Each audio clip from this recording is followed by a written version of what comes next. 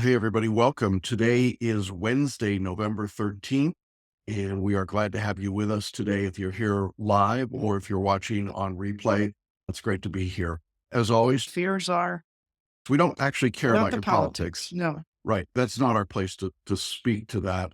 But I do think, insofar as it impacts your studies, then it is in our domain, and we want to be able to respond to that. Now, I've heard a little bit from a few people who I know were very upset about the results.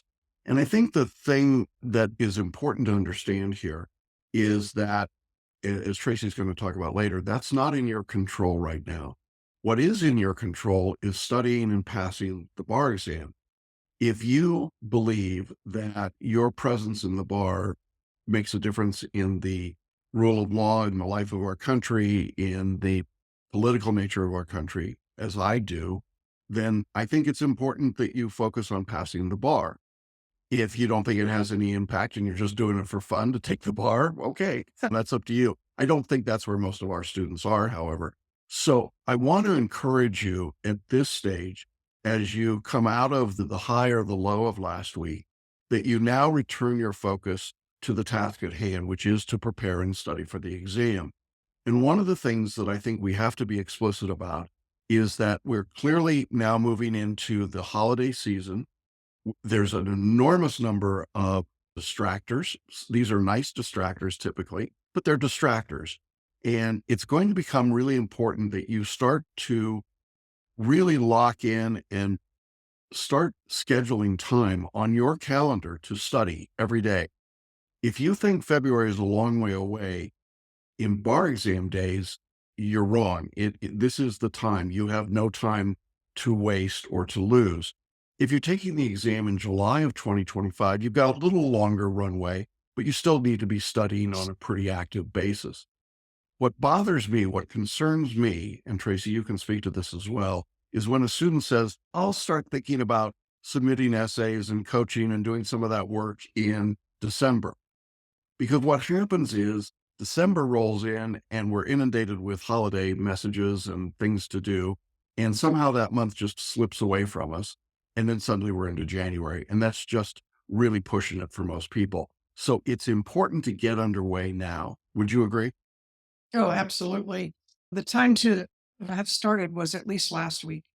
So if you haven't started yet, don't think you should wait until after Thanksgiving because then it's just too easy to say, I'll wait till after Christmas. And then you're up against it. And honestly, you're not going to pass the exam if you give yourself just 1 month to get ready for it. Yeah, I think that's true.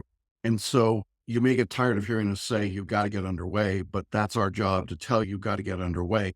And whether it's because of the holidays or family commitments or work commitments or politics, this is the no excuse zone now that we're in. There is no excuse for not studying. And if you're not going to study, don't even bother trying to sit for the February exam. This is the time that you have to be underway. So we're going to talk a little bit more specifically later about things that you need to be doing. But I wanted to get that up front because I know not everybody stays all the way through the webinar. So I just wanted you to hear that. If you're saying, hey, I'm going to add some coaching later, later is now. This is the time to do it. Not because we need your money. That's not the issue. We need you to get started so that we can work with you so that you can get the improvements that you need. I know that's particularly challenging for people that just took the California bar exam in July because they just got their results last Friday. And I want to talk a little bit about those results. But I know that for this group, it's really difficult because they've got to go from the emotional response to, in this case, you were not successful on the exam, to studying right away. You don't get the luxury that people in Florida or some other states had that got their results way back in September. If you were a California bar taker, whether you were in our course or not, and you were not successful in July, you just got your results and now you got to really turn and get into it. So let's talk about California results first, and then we'll go from there. The results, as I said, came out last Friday. It's interesting. California has not yet reported out their repeat bar taker pass rate. I'm not sure why they're not doing that. Typically, jurisdictions don't like to put out the bad news, and that's certainly what this will be. The overall pass rate in California was 54%. If we compare that to July of 2023, that pass rate was 52, so it's up 2%. And if you've been following social media or some of the other pundits on the bar exam, you'll hear them talk about this 2% gain as being a big deal. And it's great for the people that pass, but to be perfectly candid about it, that's a first time taker rate for the most part. And it doesn't really impact our audience a great deal. They don't really mean a lot. A 2% gain is not a big jump when you consider who the group is. That often also leads to a conversation that I get a lot of at this point, which is it better to sit for the February or the July exam? And I did want to address that because it comes up a lot when we talk about California. There's actually no difference in the exams themselves anywhere in the country between February and July. The difference is in who sits for the exam. In February, of course, you've got a lot of repeat bar takers, and that skews the number. It makes it a Yes. much lower number. But when we look at the exams themselves, there's no difference. And the examiners will tell you there's no difference either. So it doesn't really matter. You gain no advantage by waiting, saying, I'm going to skip the February test, I'll jump to the July test. That's really not going to make much of a difference. I just want to say, if you were not successful in the July exams, don't wait till next July just for that reason. That's not a good reason to do it. Now, if you were in our course and you were not successful in the California exam, we need to hear from you and we need to see your score sheets right away. And I'll set up an appointment to talk with you about your results. To those of you who are in our course and pass the exam, you're probably not listening today, but congratulations. And we are doing some interviews with successful California bar takers, as well as some other bar takers in the UBE in Florida and some other states. So there's an opportunity to share their insights and their success stories. If you took our course and took the July 2024 exam in any jurisdiction, including California, and you were not successful, you need to contact us in order to enable your course. At this point, we start removing people from the course that we've not heard from. And you have a lifetime pass guarantee, but you've got to send your score sheet in and communicate with us to let us know. Tracy, when you think about somebody who's starting out right now for the February 2025 exam, if they're retaking the exam, retaking the course, do you have a sense of how many hours they should be putting in right now in their studies? Yes, I have a number, but I think it's more a mindset that needs to be in your brain that this is going to move up on your priority list, if not number one, at least number two or number three at this point. And you need to divide up your hours accordingly. I think it's really hard. We haven't seen much success with people who are working full time and then trying to take the bar, especially retakers. And I think part of that is the distractions that there are when you have another job. And then this becomes something you do late at night or early in the morning when maybe you aren't as focused. So I think it's really about prioritizing this right now and working at least 15 or 20 hours a week on concentrated study in 3-hour blocks with breaks. But I think that's probably where you need to be right now. And then you need to, I think, sit at your desk and clear the decks. What can be put aside for now? What don't I have to worry about right now? What can someone else take off my shoulders now? Maybe it's bill paying, maybe working out your kids' soccer schedules. Maybe there's a partner of yours or a spouse of yours, or even a friend of yours that would be willing to take over those tasks for you so that you have a clear road to study. Yeah, I think that's so important because it's easy to get discouraged. And then we start pushing things back, and then we try to compress this into a short period of time, which is, we know what the big box bar reviews do, but that's really mostly for 3Ls, 4Ls that are just coming out of school that have no other obligations and they're in a study mode already. And that describes virtually none of you that are in our audience. So I think it's really amnesia to think I can just sit down for 6 or 7 weeks and pound this out. I just did an interview yesterday with a successful student of ours. This is a gentleman who's been licensed for many years in many jurisdictions. And he talked about the fact that he really had forgotten how much work it is and how much effort has to go into it in order to be successful. There is no exam in the country today that you can just casually stroll into and pass. Just doesn't happen. I know we sound like broken records here, but this is really important that you get underway and start putting in, I think, at least 15 or 20 hours. And I'd like to talk to you if you've been in our course and we're not successful, so we can figure out what you got to do differently. It's really frustrating, I know, for students to take the exam and not be successful.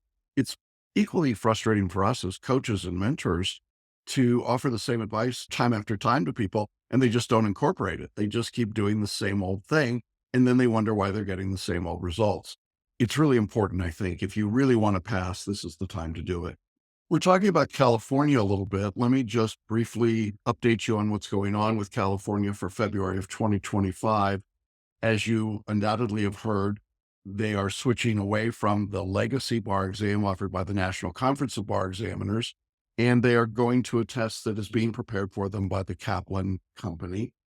Kaplan is leaving the retail bar review course world in California, whatever that means. And they are now starting to put together some practice tests.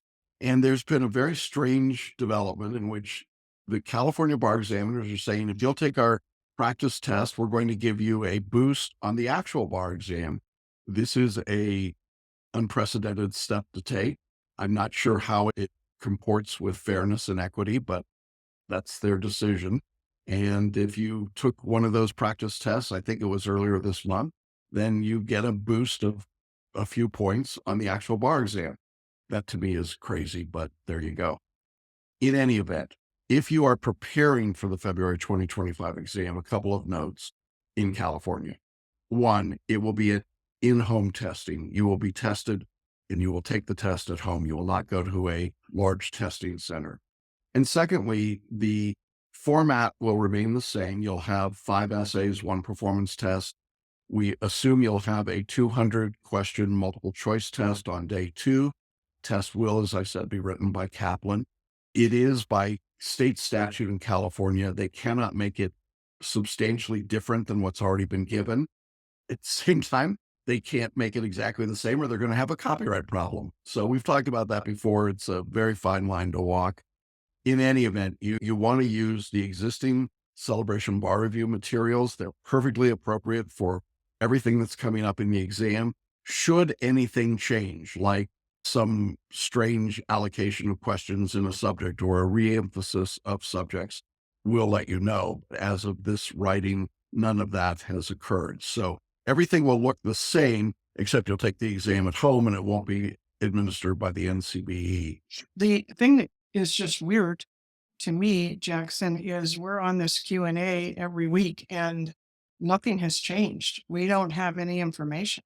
We have not been, and it's not just us, there has not been any information that has come out about what's going on here. Yeah. Yeah, So you need to study and you need to follow what we've got. We're yeah. trying to change the nomenclature a little bit to not say multi-state, but really that's what it is. It's the same thing. So don't let that confuse you when you're inside the California course. We will keep you updated as we find out anything. They're not saying anything. We're just waiting to see how all of this cycles around and what the examiners do. It's going to be a very busy couple of months in California, I think, for those folks. So good luck to all of them. With California results coming in, that closes out the July 2024 season. I guess I would say to you, it was pretty much as expected. Results were slightly higher for first-time takers and stayed pretty consistently in the 20 to 30% rate for repeat bar takers. Congratulations to all of our students who passed. We're very pleased about that. There were lots of success stories, and we are trying to bring some of those to you. But if you are listening to this or watching this and you did not take Celebration Bar Review and you need to retake your exam, I strongly encourage you to reach out and contact us. I think that we are still probably the most successful company out there dealing primarily with retakers and non-traditional students. One other comment I would make in the political realm, because we have a lot of foreign trained attorneys, we have a lot of folks who are maybe thinking about coming to the US. I would again try to silence some of that chatter that you're hearing. Nobody knows for sure what's going to happen. Nobody knows what the results of a new presidential administration will be. And I would not wait to make your bar exam decisions based on whatever is going on there. I would move forward and we will just have to see what happens. I have heard from some people that are foreign trained who are apprehensive, understandably, about what the future holds for them in terms of coming into the US. Again, that's beyond our portfolio, but I would say you should continue to study until we know more. That's what we can tell you. Any other sort of thoughts you've got, Tracy, about results? Amazing to me that it's November 13th and we're just now getting California results. Yeah, it's, That's I just think, cruel. cruel and it's unfair. And if you got your results and you don't want to sit for February, I certainly understand that. Just let us know. It doesn't make a difference to us. I think there are lots of reasons to look at the July exam. One is we'll have a test under our belts with this new piece. But again, if you've been preparing for the February 2025 exam in California, you can rest assured we got you covered. You'll be ready for the test. It's just a matter of your time and your effort. I wanted to talk about some new features, some things that we are adding to the course as we've been going along. You've heard me talk in the last couple of webinars about something called deep dive podcasts. This is a AI generated or enhanced product that we are putting into the course. And we've done some AI deep dive podcasts, which are really fascinating to listen to. We've crafted them, but it's not our voices. We've created those for all of the multi-state subjects and some of the tougher subtopics within the questions. You will find those identified as optional deep dive podcasts at the end of every unit in your online course. So that has been in place now for a couple of months. And it's a great place if you're going back or if you just want an overview of a topic. It's a nice conversational 20-minute or so podcast along with some written material to help you see that subject.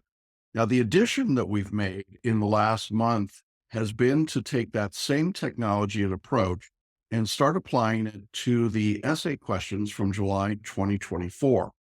Historically, what we've done with essay questions when they come out is that we publish them in our books and we write our model answers to them.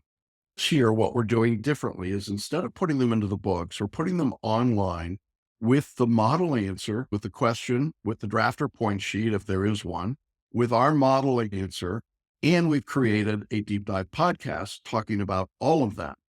Now, those answers have been done for the UBE for July of 2024. You'll find them in its lesson 43, and it's a good place to look through all 6 of those essays and the answers that we've drafted, which are not perfect, but they're certainly written in the FLA structure, and the deep dive podcast, which incorporates the drafter point sheets, the outlines, everything that you need. If you took the UBE in July 2024, I would start with those lessons, just going through each of the questions and comparing it to your answers just to get a sense of what was going on.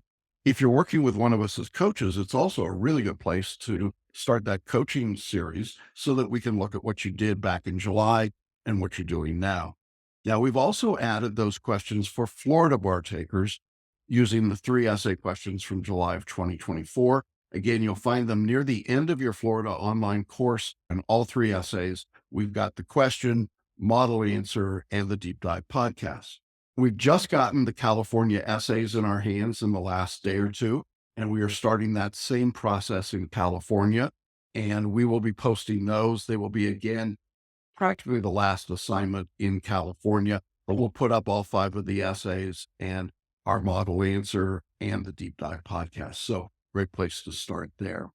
In terms of the performance tests, we're still playing around with how to do those. I think we're going to try the same approach, but it's going to take us a bit of time to get there. So be patient as we do that if you're in the UBE, California, or Georgia.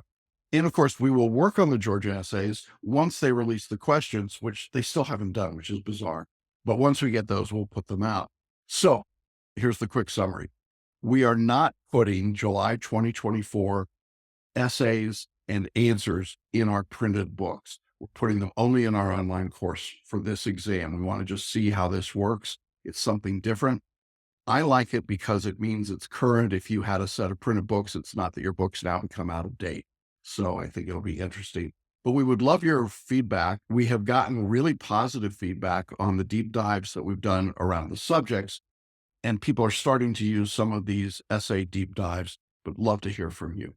Well, I appreciate that you've been working on this, Jackson, and providing this to the students. I wish I had this when I was studying for the bar. I think it's another safety net for you to make sure that you're on track with your studying and what you think the material is telling you. To look at these deep dives, I think is a real good checks and balance on your work. Yeah, I think it is too. And I really like the idea of an informal conversation. If you're listening, if I hadn't told you it's AI, you would not know. You just won't know. It's extraordinary. But I think the ability to hear it in this more conversational way is a great way to overview it. We call it a deep dive, but really it starts as an overview. And then you've got all the ancillary material that you can pull up. And if you want to print out the questions and the model answers, they're right there. You can print them.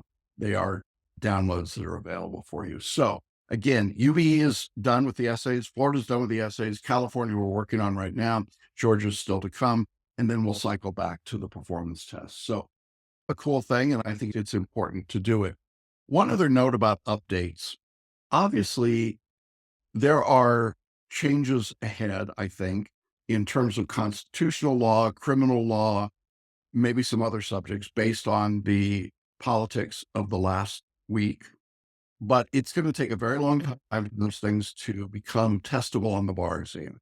Even though they're realities, it just takes a long time. And we've seen how long it's taken. We're not seeing questions about Roe being overturned or Hodges or some of these other cases that have come along. And I know there's been talk about Obergefell potentially coming off the books and other things. Again, this is a distractor for the purposes of the bar exam. In real life, it's important. In the bar exam, it has virtually no impact. So when and if any of those things change as they impact the bar exam, we'll let you know. But we're trying very hard to limit, and I'm doing this, if you're not watching, I'm making blinders around my head. We're trying very hard to keep our students from getting distracted by that because the bar examiners are not testing those changes. Those are still a couple of years down the road. And frankly, that's when the next generation bar exam will start to kick in the early jurisdictions. So we're still, what are we, at least a year away from that, right? A few small states in 2026. But most of the big states that are going to do something will be 2028. So we're still in the legacy exam for, I think, a while to go, right? Yes. And the ones that say they're going to start in 2026, I'm not holding my breath. Yeah, I agree. Certainly possible that they'll push back. All right. So that's where we are in terms of course updates and going forward.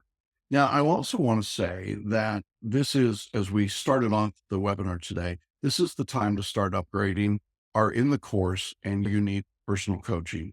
Please go ahead and order that now. You can choose your mentor and you can pay for it over a 12-month period with Klarna, Affirm, Afterpay. We have a 12-month payment program of our own. It'll cost you a little more going those directions. If you want to just make the payment in full, you'll get a discounted course price, and you'll see all of that in the Upgrade Center in your online course. Tracy, I wanted to just ask you, because we've certainly seen the value of coaching for people that passed in July of 2024, didn't we? We did. We encourage you to listen to those interviews and watch those interviews, and you'll see that theme come up over and over. Yeah, it really does make a difference. We want to work with you and want to give you the guidance and the direction. I think sometimes when I do these sort of post-mortem calls or results calls with students and we've got their essays up and they say to me, I was writing the way you told me to. And then we pull up the essay from the actual exam and it's nothing like what we talked about. It's interesting how people morph into their own idea of what they think the writing style is. And I think the only way to counteract that is to actually have the work with us to fix it. Also, as coaches, we are accountability partners, and I want to talk about that a little bit more in a moment. But it is an accountability process of I've got to get this writing done, and I want to hit some benchmarks and get some things done. Sign up now. I guess that's the bottom line. If you want to get coaching, I believe this is the optimum time to do it. Get your head straight around it, that you're going to listen to what we have to teach you, and you're going to follow our advice and follow our plan because this plan works. Your plan interspersed with our plan is not going to work. Your old way of doing things instead of our plan hasn't worked. It's not going to work. Fear is just such a big element when you go into the exam. People get afraid. I think they just ditch everything that they've learned and fall back into an old pattern. And then their essays are not good and their MBE scores are not good and their MPTs are deficient. Get your head around it and then sign up for coaching. I definitely think that's true. When I'm talking to people who are successful, not exclusively, they're not all coached up students, but a lot of them are.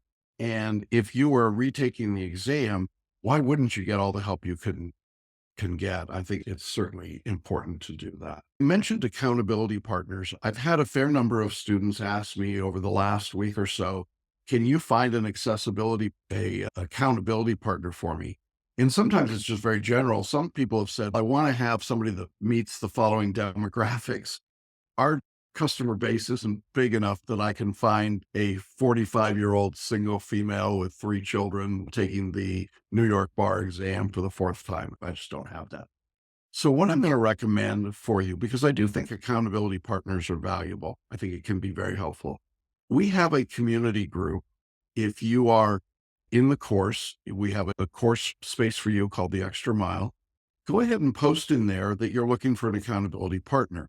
If you're taking the UBE, it doesn't matter if you're a New York student and somebody's a New Mexico student. It's exactly the same exam. So don't limit yourself that way. You don't have to be in the same geographic or physical location to take advantage of this. You can Zoom just like the rest of us. And I think that works perfectly well. Now, could a California student have a Florida accountability partner? They could. It's probably better to have a California to a California, but I wouldn't worry too much about the demographics. I think the real point is anybody that's studying for the exam is probably a reasonable accountability partner. You agree, Tracy? For the most part, I think where you might get into some issues is where one student has to take an MPT and the other one doesn't. Yeah, But that's the only but the accountability part, it's more important, I think, that you can connect with somebody and that you can hear the truth from them and act on it. And that you are willing to tell the truth to yourself and to somebody else. If someone is not being accountable, and that could be you, that could be your accountability partner. Yeah, exactly.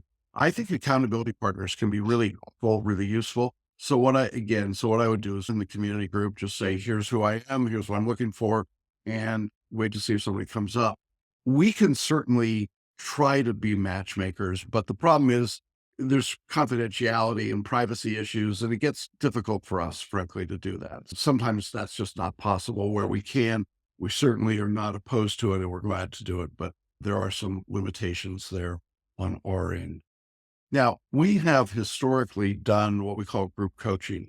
These are Zoom calls, last an hour. We do them different dates, different days of the week, different time. Tracy does one, Amanda has done one, Bobka does one, and I may do one coming up this season.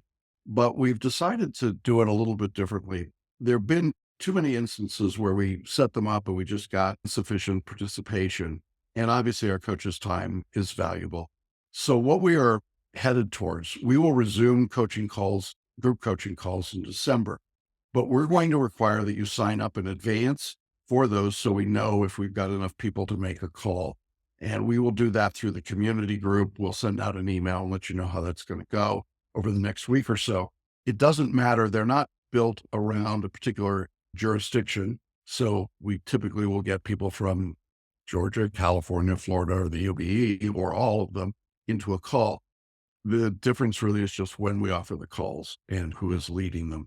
So be on the lookout for that. We'll resume that in December and we will run that up until the February exam. Yeah, And yeah, they'll still be free. Don't worry about that. oh, yeah, But absolutely. here's the thing. This is part of the accountability. We want you to have some skin in the game. And if you sign up and you don't come for some reason, okay. But if you continually sign up and then don't come, then we're going to want to talk to you about what's going on.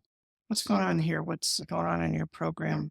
So it's a better way for us to track you and your studies and also be an accountability partner for you in that regard. Yeah. Not I, required to go to any of them, but it's a free hour with an expert in how to get you over this bar. And so we scratch our heads sometimes when we don't have enough people showing up. yeah, Yeah. What's the reason why you wouldn't do that? yeah, exactly. And I don't bar review that does anything like that. So I hope. Okay. All right. So, Tracy, somehow I managed to use 40 minutes already. I know. How do I do that? But I'm going to turn it over to you. There was one student question. Did you Oh, answer it? yeah. Question. We're not getting a lot of questions Yeah. right now. It tells me people aren't really locking in as much as they should. But student said, if I took the UBE and I passed, would I be able to waive the multi-state in Florida? The answer is if your UBE multi-state score is 136 scaled or better, yes, you can waive that part, but you cannot waive into Florida. You cannot waive into California. You cannot waive into Georgia. Can't waive into New York, Texas, any of those states. You got to sit for the exams. So there are some rules around scores that can be transportable, and you should check with the bar examiners in your jurisdiction. Now, Tracy, you want to talk Okay. about what we can control and we can't control. I'm going to turn it over to you. Yeah. Yeah, and this really comes out of the national drama right now and the feeling on the part of many people that they don't have any input or control into what's going on.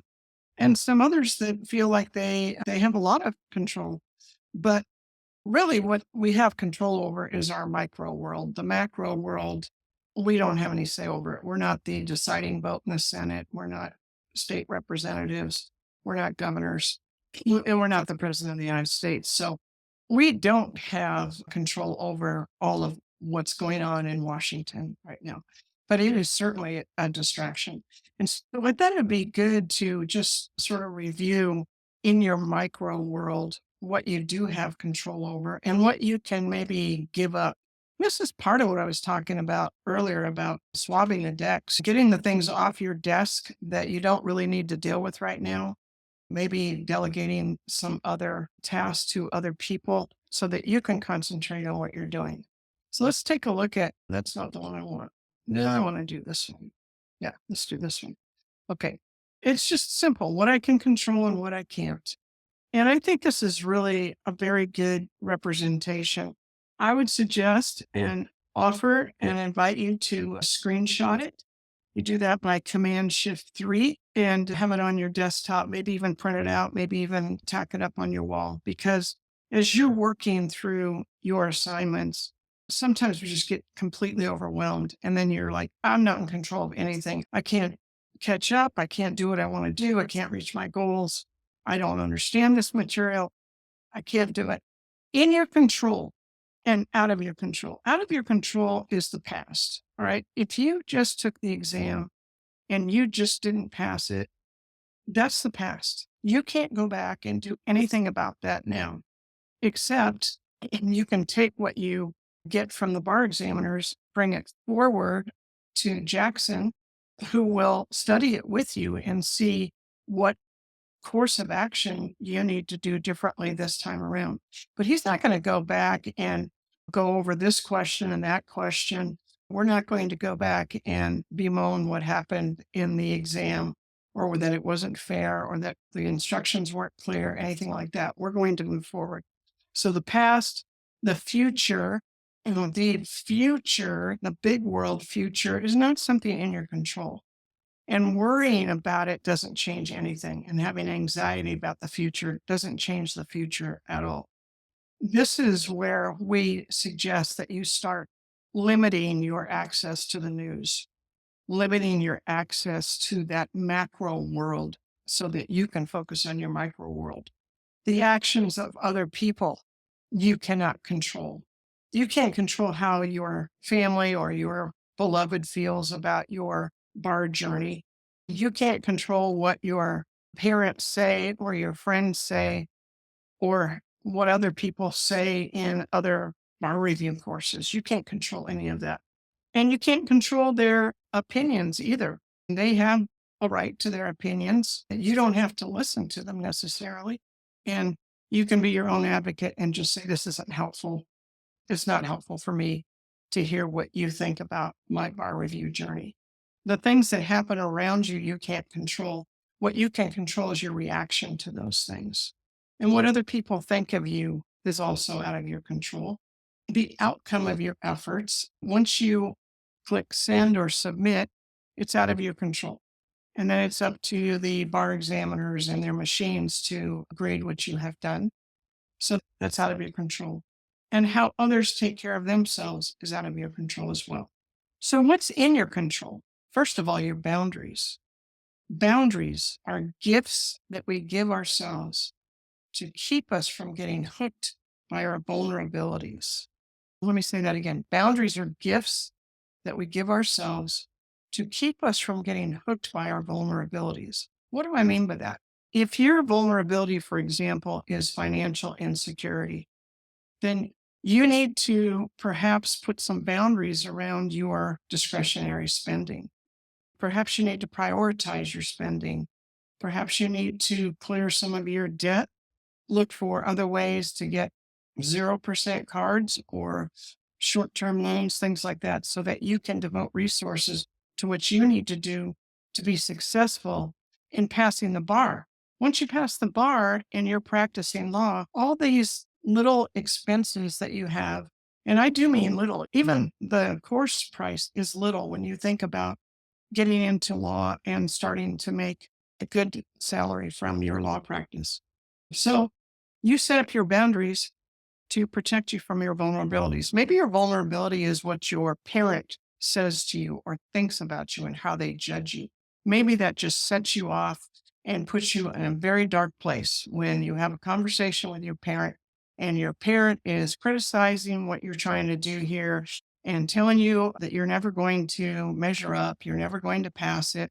Hopefully, your parents are very supportive. But if you had a parent or a sibling or a friend that's saying this, then then you can put up a boundary and say, we're not going to talk about my bar exam journey because you're not supportive of it. And I'm going to talk to people at Celebration Bar Review, my cohort, my coaches, because they have a positive attitude towards my ability to pass this exam. So that's the biggest one. Your thoughts and actions are in your control. Like I said, how you react to people, what you do in response to what other people do or what happens out in the bigger world, that is within your control. This is a really good time to set your goals. What are your long-term goals? What is keeping you from meeting your goals? And what are your short-term goals? How can you manage your time better so that you can get through the material and not be stressed out the last 2 or 3 days before the exam because you still have essays to write, MPTs to try to figure out, and substantive things to work on your mind maps around. So setting goals right now is a really good thing. Even if you decide you're not going to actively study until next week, this is a really good time to set your goals. What you give your energy to is in your control. If you are sitting on your phone, looking at Facebook, playing games, playing Candy Crush or whatever the games are all day long, you're giving your energy to something that isn't going to get you to where you want to be. It's not going to meet your goals. So that's what I'm talking about, clearing the decks, getting things off of your desk, off of your phone. I finally just took all the games I had on my phone and I deleted them all because I was wasting so much time playing Scrabble and whatever you want to say. I was just wasting time. So, what you give your energy to is within your control. How you handle challenges is in your control. Again, if you need a life coach or you need an accountability partner, this is the time to find one. And you can find it in the community page. You can put something out for that. And you can ask us and we may have suggestions for you, but this is the time that you figure out how you're going to handle challenges. And the biggest one of all is taming your inner critic. We've talked about this so many times about what was known as your super ego, that voice in your head that tells you you're never going to pass, you're not good enough, you're stupid, you're slow, you don't have good writing skills, all the things that you hear from that voice in your head. And we have ways and techniques, and we have a class you can sign up for called Taming the Super Ego, Taming the Inner Critic. And we'll show you how to do that. But you have control over how you speak to yourself, believe it or not. You can tell that inner critic to go have a seat in the corner and let you run your own life now. So I think this is the time for you to get out of your own way Figure out these things that you can control, let go of the things you can't control, and then start working towards the goals that you set. Awesome. Thanks, Tracy. This is really important stuff. And I know some of you are saying, what does it have to do with the rule against perpetuities? Nothing and everything. These are the things that really make a difference for people. And when we talk to the ones that are successful, I think you would agree, Tracy, these are the people that control what they were able to control and didn't let all of the other noise and drama and friction get in their way. And they're just totally focused on what they're doing. That's right. Total focus. Yeah. And this is the time to get your total focus. I know that's hard, but middle of November, yeah, it's game on, time to get going. So wanted to make sure everybody got that. Thank you for sharing that message. I hope that's helpful. That's all we've got on our agenda for today. We will be taking a couple weeks off around the holidays, around Thanksgiving. We will return on Wednesday after Thanksgiving. And that's when we really put the foot down and go hard towards the February exam. So make sure you join us that first Wednesday in December and we will- 4th. December 4th. We'll be here at, excuse me, they have, Mountain Time. And we'll yeah, start group coaching signups that week too. absolutely. Look forward to seeing you all in December. Hope everybody has a great Thanksgiving and a holiday.